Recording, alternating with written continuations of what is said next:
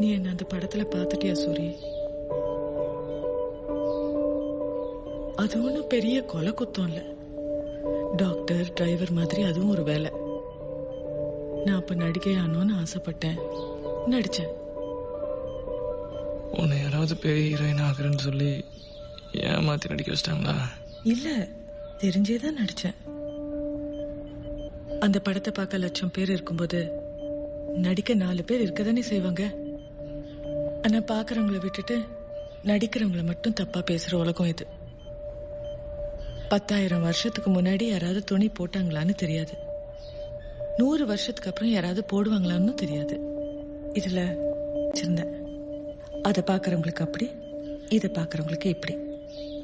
ஆனா நான் கடைசி வரைக்கும் லீலா மட்டும்தான்.